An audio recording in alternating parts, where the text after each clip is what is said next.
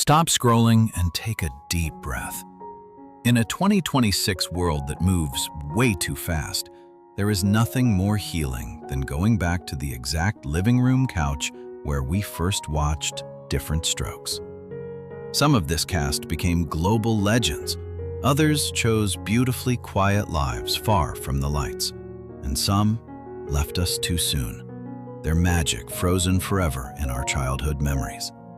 Let's pull back the curtain and see where the cast of Diff'rent Strokes truly is in 2026. We begin where the energy is absolutely electric. And honestly, where else could we start? Number 1, we have Janet Jackson as Charlene DuPrey, Willis's sweet and spirited girlfriend. Born on May 16, 1966 in Gary, Indiana, yes, the same Gary that gave her family name to an entire city's legacy, Janet was just 15 years old when she first appeared on Diff'rent Strokes in Season 3. And in 2026, she is a magnificent 59 years old, carrying 6 decades of grace like it weighs absolutely nothing. Here's a fact that still stops people cold. When Janet first walked onto that Diff'rent Strokes set, she had already been performing since age 7 at the MGM Casino in Las Vegas. She was the youngest of 10 children in the Jackson family, a household where talent wasn't optional. It was oxygen. And yet, arriving on set as a teenager, she was reportedly one of the most grounded, humble, and quietly observant young actors in the room. Todd Bridges later recalled in interviews that Janet would sit, watch, and absorb everything happening around her, a quality that would eventually make her one of the greatest entertainers in human history. What so many people forget is just how formative Diff'rent Strokes was in Janet's own artistic story. Her role as Charlene DuPrey gave her a weekly platform to develop screen presence, comedic timing, and emotional authenticity at an age when most teenagers are still figuring out who they are. The character of Charlene was warm, loyal, and quietly wise, and in many ways, she reflected the young Janet herself, someone watching, learning, and preparing for a leap that nobody could have predicted. That leap came in 1986 when Janet released Control, an album that didn't just top charts, it rewrote the entire language of pop music and female empowerment. Produced by Jimmy Jam and Terry Lewis, it became one of the defining cultural events of the 1980s, and it was only the beginning. 14 followed, the first album in rock history to generate 7 top 5 singles, 5 Grammy Awards, hundreds of millions of records sold globally. A legacy so vast, it genuinely defies summary. And today, in 2026, Janet Jackson is perhaps busier than ever, and on her own extraordinary terms. In February 2026, a major concert tour in Japan was officially announced for June of that same year. In March 2026, she signed a landmark global publishing deal with Believe Music, ensuring her catalog, including classics like Together Again, Nasty, and All For You, will be protected and celebrated for generations. She also appeared on Cardi B's album Am I the Drama on a track called Principle, which samples Jackson's own The Pleasure Principle, making her the first Black female artist in history to chart new songs in 5 distinct decades. 5 decades. The little girl who played Charlene on a Park Avenue sitcom became one of the most consequential artists of the 20th and 21st centuries. And she did it with discipline, vision, and an unwavering sense of self. That's not just a career. That is a masterpiece of a life. Charlene DuPrey may have been a recurring character, but Janet Jackson, she became eternal. And now, the man who is, as of this very moment in 2026, the only surviving original cast member of Diff'rent Strokes. Number 2, we have Todd Bridges as Willis Jackson, the older brother, the protector, the skeptic who slowly learned to trust. Born on May 27, 1965 in San Francisco, California, Todd was just 13 years old when he first walked onto that set in 1978. Today, in 2026, he is 60 years old, and the word survivor has never carried more weight or more beauty. Because Todd Bridges' story is not just about making it to 60. It is about choosing, again and again and again, to rise.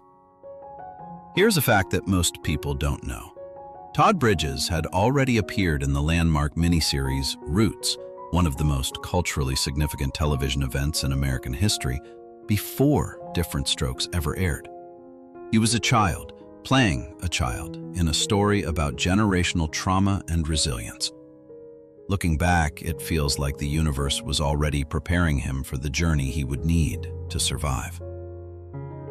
Willis Jackson, as a character, was remarkable in what he gave to young viewers, especially young black boys and teenagers in America. Willis was allowed to be skeptical. He was allowed to feel, to have opinions. He was allowed to feel out of place and say so. In a television landscape that often demanded black characters perform happiness for white audiences, Willis Jackson was permitted to be fully, authentically complicated. That was Todd Bridges' gift to a generation. A character who showed that your doubts are real, your caution is valid, and your worth is never defined by the comfort of others. The road after Diff'rent Strokes was not easy for Todd.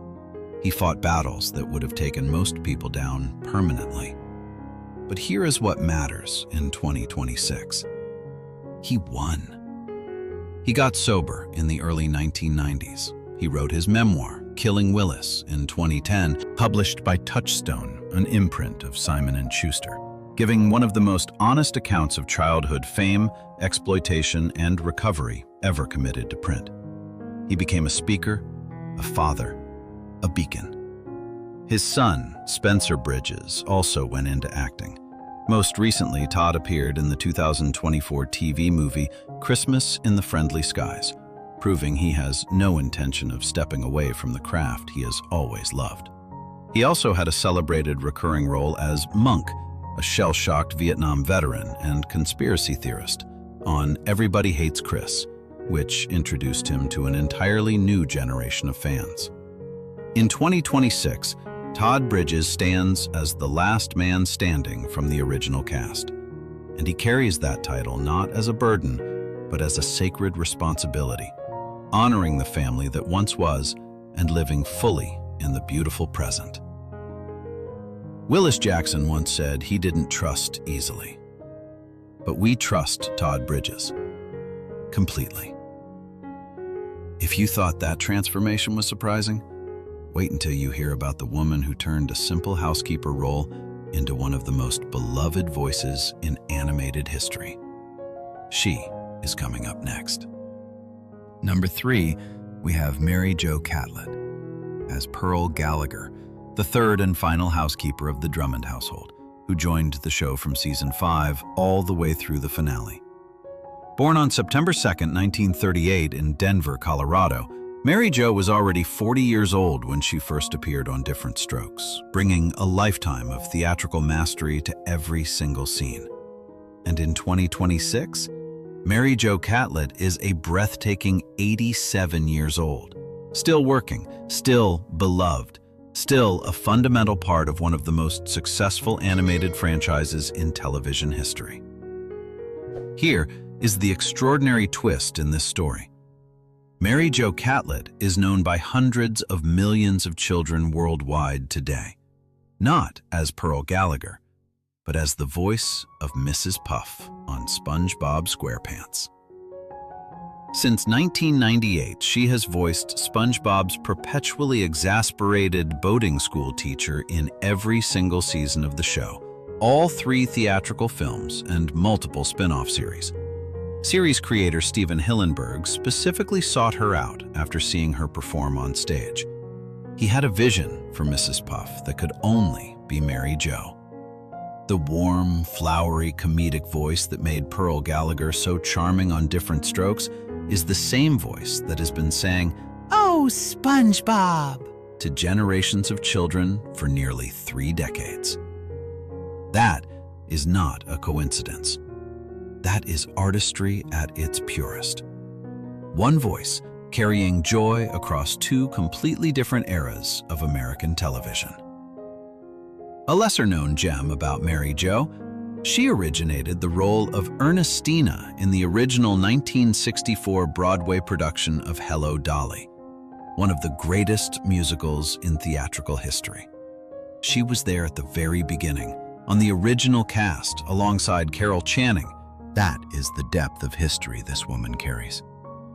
Today, in 2026, Mary Jo Catlett describes herself as basically retired. Except for SpongeBob, which she continues because the recording environment feels like family. She also remains an active charitable presence, performing at benefit concerts for causes close to her heart. 87 years old, still voicing one of the most recognizable characters on the planet.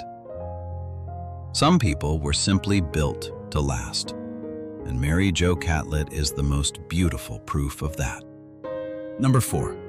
We honor a woman who was, for millions of television viewers, the definition of warmth itself. Charlotte Rae, as Mrs. Edna Garrett, the original housekeeper of the Drummond family. Born on April 22, 1926 in Milwaukee, Wisconsin, Charlotte was 52 years old when Diff'rent Strokes premiered. A veteran of Broadway, film, and early television, she stepped onto that set with a lifetime of craft and proceeded to steal hearts with every single episode. Here is a fact that never stops being remarkable. Mrs. Garrett was so beloved that NBC gave Charlotte Rae her own spin-off series after just the first season of Diff'rent Strokes. The show premiered in November 1978, and The Facts of Life was already on air by August 1979, just 9 months later. That spin-off ran for 9 seasons, making Charlotte Rae a true primetime institution. In 1982, she earned a Primetime Emmy Award nomination for Outstanding Lead Actress in a Comedy Series, a recognition of the effortless humanity she brought to everything she touched. What made Mrs. Garrett so psychologically profound for young viewers was this: she was the adult who listened. In a television era crowded with parental authority figures and comic foils, Edna Garrett was something rarer and more precious. She was the adult who sat down, made eye contact, and made children feel that their problems were real and worth solving. For countless young people watching in the late 1970s and early 1980s, Mrs. Garrett modeled what a safe adult looked like. That is a gift you cannot measure. Charlotte Rae was also remarkable for her courage in telling her own story. In her 2015 memoir, The Facts of My Life, yes, a nod to her iconic show, she wrote with candor and grace about her personal journey, her marriage, her family, and the joys and challenges of a long life in show business. She was brave, funny, and wholly herself until the very end. Charlotte Rae passed from this world on August 5, 2018, at the age of 92 in Los Angeles, California. She had lived fully, loved deeply, and left behind a legacy that continues to comfort anyone who discovers it today. With her passing, Todd Bridges became the last surviving original cast member. She was 52 when she began on Diff'rent Strokes. She was 92 when she left this world. 40 years of continuing to give. Charlotte Rae, we carry you in every rerun, every warm memory of Mrs. Garrett's kitchen, and we always will. While Charlotte gave us warmth, our next star gave us something equally rare: the quiet dignity of a man who anchored an entire family on screen and off. Don't go anywhere. Number 5, we have Conrad Bain as Phillip Drummond, the Park Avenue millionaire who opened his home, his heart, and his family to 2 boys from Harlem. Conrad Bain was born on February 4, 1923, in Lethbridge, Alberta, Canada, making him one of the great Canadian gifts to American television. He was 55 years old when Diff'rent Strokes first aired, already a seasoned and celebrated actor following a 6-year run on Norman Lear's landmark sitcom, Maude. What makes Conrad Bain's legacy particularly extraordinary is a fact that speaks for itself. He was the only cast member to appear in all 189 episodes of Diff'rent Strokes. Not one episode missed. Through cast changes, network switches from NBC to ABC, the aging of child actors, 3 different housekeepers, and an ever-shifting television landscape, Conrad Bain showed up every single time. That kind of professional integrity is rare in any industry, but perhaps the most meaningful thing about Phillip Drummond as a character was what he represented to American families watching in 1978. The possibility of a different kind of family. Drummond was not perfect. He was sometimes clueless, sometimes overprotective, occasionally bumbling, but he was fundamentally, unwaveringly kind. In a decade of social tension and shifting definitions of family, Phillip Drummond quietly modeled the idea that love is a choice, and that the bravest families are the ones we build on purpose. Conrad Bain carried that character with a theatrical precision born from decades on the Broadway stage.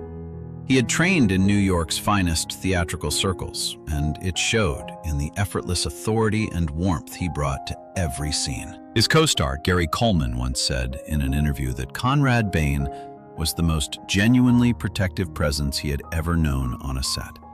Someone who actually checked on his young co-stars' well-being, not just their performances. Conrad Bain passed away peacefully on January 14, 2013, at the age of 89, at his home in Livermore, California. He was survived by his children and by the enduring memory of a man who spent a career making people feel safe, both on screen and off. Phillip Drummond asked, "What are you talking about, Willis?" But Conrad Bain, the man, already knew all the answers that truly mattered. Number 6, we have Dana Plato. As Kimberly Drummond, the older sister, the Drummond daughter, the young woman who gave this show some of its most memorable and, in the later seasons, some of its most courageously honest moments. Dana Michelle Plato was born on November 7, 1964, in Huntington Park, California. She was just 13 years old when Diff'rent Strokes premiered in 1978, a luminous, naturally gifted young actress whose on-screen charisma was immediately apparent to anyone who watched. She would grow up in front of America's eyes across 8 seasons, bringing Kimberly from a bright-eyed teenager into a young woman navigating real challenges. A piece of trivia that underscores Dana's remarkable talent: in January 1986, she delivered what many television critics considered the performance of the entire show's run, in the episode Bulimia, which dealt openly and sensitively with Kimberly's eating disorder. The episode earned praise both for the sensitivity of its writing and for Dana's profoundly real, emotionally exposed performance. She was 21 years old. She tackled one of the most stigmatized health topics of the era with a maturity and humanity that left viewers breathless. That episode helped change how television spoke about young women's mental and physical health. Kimberly Drummond, as a character, gave young female viewers a sister. She was someone who made mistakes, who struggled, who didn't always have the right answer, but who kept trying. She was allowed to be imperfect in an era when female characters on family sitcoms were often expected to be decorative and uncomplicated. Dana Plato refused to let Kimberly be merely decorative. Life after Diff'rent Strokes brought Dana immense challenges, but also moments of genuine resilience that deserve to be remembered. She remained a mother, first and always, to her son, Tyler, born in 1984. She kept searching for her place in the world with courage, even when the path was unclear. Dana Plato left this world on May 8, 1999, at the age of 34, in Moore, Oklahoma. She was 14 years old when she first made us laugh. She was 21 when she made us cry with one of the most honest performances in the show's history. In every single rerun of Kimberly Drummond's Smile, Dana Plato lives on, young, bright, and entirely herself. But we cannot complete this journey without honoring the true heartbeat of the show. There is one name that is inseparable from Diff'rent Strokes. One face, one phrase, one spirit that made millions of children around the world feel every single week that being small was never a limitation. It was a superpower. Gary Wayne Coleman as Arnold Jackson. Born on February 8, 1968 in Zion, Illinois, Gary was just 10 years old when he became the beating heart of one of the most watched sitcoms in American television history. He was NBC's primetime anchor at an age when most children were still figuring out long division. Between 1980 and 1983, he won the People's Choice Award for Favorite Young TV Performer 3 consecutive years. Legendary icons like Bob Hope and Lucille Ball publicly hailed him as the next great comedy star of his generation. That is the scale of what Gary Coleman was. What made Arnold Jackson truly special, what made him healing, was his extraordinary confidence. Arnold never apologized for taking up space. He never shrunk himself to fit someone else's comfort. In a decade and a world that could be relentlessly cruel to those who were different, Arnold Jackson stood in the middle of every room, tilted his head, and delivered the line that became a permanent piece of the American cultural fabric. "What you talking about, Willis?" That phrase wasn't just a catchphrase. It was a philosophy. It said, "I am here, I am listening, and I will not be dismissed." Gary Coleman was also, beneath the laughter, a child carrying an extraordinary physical burden with extraordinary grace. Born with congenital nephritis, a serious kidney disorder, he underwent multiple transplants and dialysis throughout his entire life. His adult height of 4 feet 8 inches was a direct result of the medications that kept him alive. He showed up to that set every single day, through dialysis, through illness, through the invisible weight of it all, and made the world laugh. That is not acting. That is heroism. A behind-the-scenes detail that moves the heart, Gary was so beloved by the crew of Diff'rent Strokes that many stagehands would quietly check on him between takes, knowing how much energy his performances cost him physically. He gave everything he had to every scene, every single time. Gary Coleman left this world on May 28, 2010, at the age of 42 in Provo, Utah, after a fall at his home. He was 10 years old when he made a nation laugh. He was 42 when the laughter stopped. But here is the truth that no passage of time can alter. They may be gone, but their magic is eternal, living on in every rerun, every quote, and every smile they brought to our childhood living rooms. Before we say goodbye, we have to settle something important, and we need your help. Question 1. In one of the most iconic episodes of Diff'rent Strokes, Arnold answers the door and delivers his legendary catchphrase in response to something completely unexpected. So here's your trivia. Arnold's famous phrase, "What you talking about, Willis?" was actually improvised by Gary Coleman in an early rehearsal. Option A, true. Or option B, false. Drop your answer in the comments and tell us which Arnold moment was your all-time favorite scene. Question 2.